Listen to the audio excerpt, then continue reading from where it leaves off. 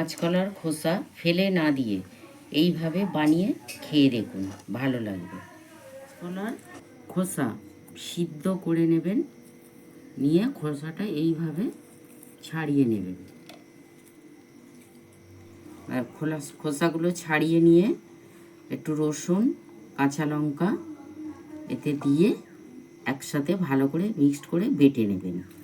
একসাথে বেটে নেবেন। কড়াতে তেল দেবেন, কালো জিরে ফোড়ন দেবেন, খোসা বাটাটা এতে দিয়ে দেবেন, হলুদ গুঁড়ো দিলাম, লঙ্কা গুঁড়ো দিয়ে দিলাম, লঙ্কা গুঁড়ো দিয়ে আর এটাকে ভালো করে কষিয়ে নেবেন। পরিমাণ মতন নুন দিয়ে দেবেন, অল্প করে মিষ্টি দিয়ে দেবেন, ঘি দিয়ে দেবেন লাবাবার সময়। তারপর 5 মিনিট নেড়ে ছেড়ে লাবিয়ে নিলেই রেডি কলার খোসা বাটা।